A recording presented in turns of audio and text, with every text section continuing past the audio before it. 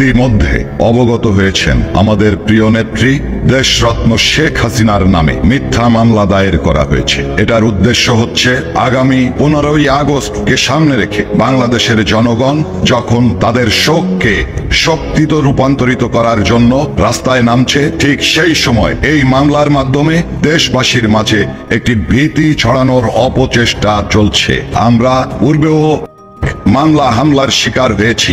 বাংলাদেশ আওয়ামী লীগের নেতাকর্মীরা, বঙ্গবন্ধুর সৈনিকেরা মামলা হামলায় ভয় পায় না। দেশরত্ন শেখ হাসিনা অবিলম্বে দেশে ফিরবেন। তাকে আটকে রাখার ক্ষমতা এই সরকারের হবে না। আমি দেশবাসীর উদ্দেশ্যে বলতে চাই, বাংলাদেশ আওয়ামী লীগের পক্ষে শেখ হাসিনার মুক্তির আন্দোলনকে দুর্বার গতিতে এগিয়ে নিয়ে যাবেন। আগামী 15ই আগস্টে বঙ্গবন্ধুর 32 নম্বর বাড়িতে আমাদের স্বাধীনতার স্মৃতি বিজড়িত আমাদের মুক্তিযুদ্ধ সহ সকল আন্দোলন সংগ্রামের আমাদের ঠিকানা 32 নম্বরে আপনারা শ্রদ্ধা নিবেদন করবেন। দেশরত্ন শেখ হাসিনার বিরুদ্ধে যে মিথ্যা মামলা করা হয়েছে তার প্রতিবাদে আপনারা তীব্র প্রতিবাদে রাস্তায় নামবেন।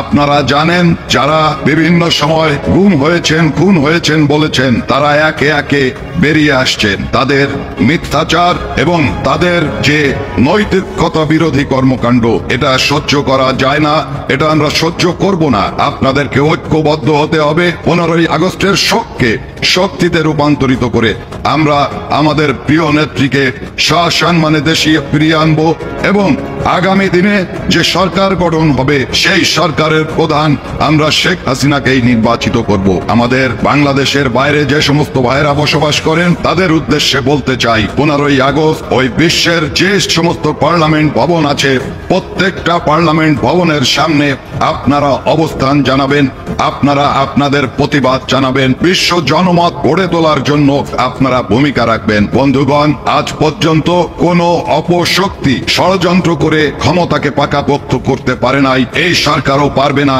আজকে যে অপপ্রচার চলছে, যে রাষ্ট্রযন্ত্র শেখ হাসিনাকে দায়ী করছে, বল প্রয়োগের মাধ্যমে দেশ থেকে বাধ্য করে শেখ হাসিনাকে মিথ্যা মামলা দিয়ে দেশে যাতে না ফিরতে পারে সেই ভয় দেখাচ্ছেন। আপনাদের ভয়ে শেখ হাসিনা ভীত নয়, আপনাদের ভয়ে মুজিব পাগল মানুষ ভীত নয়। আপনাদেরকে আমরা অহিংস আন্দোলনের মাধ্যমে মোকাবেলা করব। আমরা আমাদের সর্বাত্মক শক্তি নিয়ে বাংলাদেশে গণ অভ্যুত্থান ঘটাবো ইনশাআল্লাহ।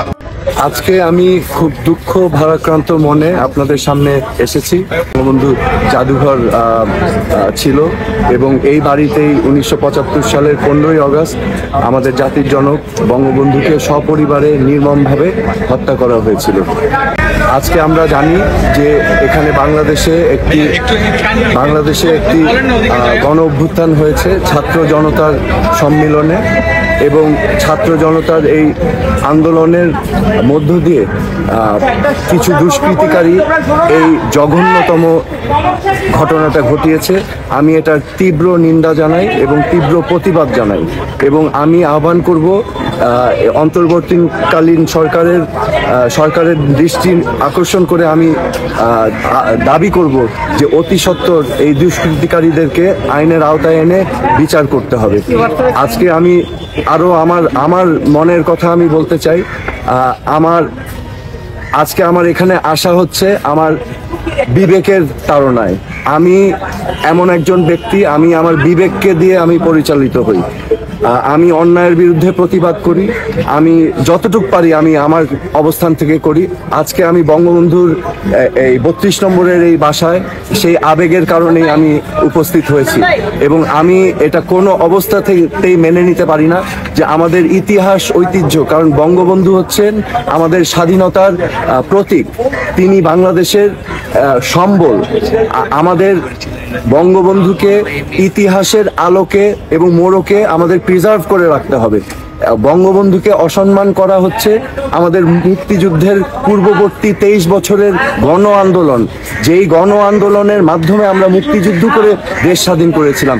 আজকে যে ছাত্র জনতা ছাত্র জনতা যারা আজকে আন্দোলন করেছে তাদের উদ্দেশ্য কিন্তু একটি বৈষম্যহীন বাংলাদেশ, একটি বাংলাদেশ যেখানে সবার অধিকার নিশ্চিত করা হবে, এমন একটি বাংলাদেশ যেখানে সবার বাক স্বাধীনতা থাকবে, এমন একটি বাংলাদেশ যেখানে মেধাই হবে মূল মাপকাঠি।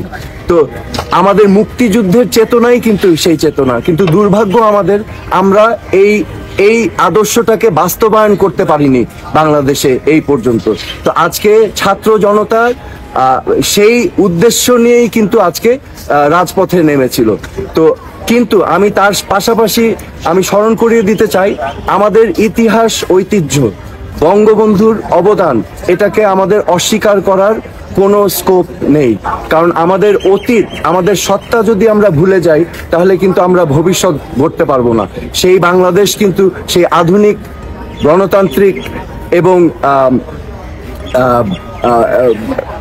সমৃদ্ধশালী বাংলাদেশ কিন্তু আমরা গড়তে পারবো না। বঙ্গবন্ধুকে এবং যারা আমাদের স্বাধীনতা সংগ্রামের অবদান রেখেছে, আমি বিশ্বাস করি সকলের অবদানকে আমাদের নতুন প্রজন্মের কাছে তুলে ধরা আবশ্যক। যেমন হোসেন শহীদ সারওয়ার্দী, একে ফজলুল হক, বঙ্গবন্ধু আমাদের মুক্তিযুদ্ধের প্রেরণা দিয়েছেন, অনুপ্রেরণা দিয়েছেন, তাজউদ্দিন আহমেদ, সৈয়দ নজরুল ইসলাম, এমনকি আমাদের মুক্তিযুদ্ধে অবদান রেখেছেন জিয়াউর রহমান সহ 11 জন সেক্টর কমান্ডার, এবং যার আরো অনেক বীর, অনেক হিরো এবং অনেক নায়ক, মহানায়ক আছেন যাদের ইতিহাস আমাদের নতুন প্রজন্মের কাছে তুলে ধরা আবশ্যক। আমি মনে করি এই চরিত্রদেরকে নিয়ে রাজনীতি করা ঠিক হবে না। আমাদের এই অ্যাসেট, যারা আমাদের লেগেসি, তাদেরকে আমাদের সংরক্ষণ করে রাখতে হবে ন্যাশনাল অ্যাসেট হিসাবে। তাদেরকে নিয়ে যেন ভবিষ্যৎ বাংলাদেশে রাজনীতি না হয়, এটা আমার ব্যক্তিগত অভিমত। আজকে আমি আমাদের ছাত্র ছাত্রী ভাই বোনদেরকে আন্তরিকভাবে ধন্যবাদ জানাচ্ছি। তারা এই মিউজিয়াম, বঙ্গবন্ধুর মিউজিয়াম, বাসভবন, এটাকে তারা সংরক্ষণ, ক্লিন আপ করছেন, পরিষ্কার পরিচ্ছন্ন করছেন যতটুকু তারা পেরেছেন। কারণ দুর্বৃত্তরা, আমি আবার বলছি, এই ঘটনা ঘটিয়েছেন কিছু সংখ্যক দুর্বৃত্তরা এই ঘটনাটা ঘটিয়েছে, এবং আমি তাদেরকে স্বাগত জানাই। তারা চেষ্টা করেছেন যে এখানে সার্বিকভাবে ক্লিন আপ করার জন্য এবং সংরক্ষণ করার জন্য। আমি আন্তরিকভাবে ধন্যবাদ জানাচ্ছি এখানে সকলে, তোমরা যারা আছো। এবং আমি আবারও আবেদন করছি আমাদের সকলের কাছে যে এই দেশটা আমাদের সবার, রাজনীতির ঊর্ধ্বে এসে এই দেশটাকে ভালোবাসতে হবে। এবং আমরা যে যেখানে আছি, আমি রাজনীতিতে নেই, আমিও চেষ্টা করছি আমার অবস্থান থেকে আমি যতটুকু পারি আমি বলার চেষ্টা করছি। বিকজ রিমেম্বার, আমাদের মরাল কম্পাস যদি আমরা হারিয়ে ফেলি তাহলে কিন্তু কোনো জাতি কোনোদিনও মাথা উঁচু করে উঠতে পারবে না।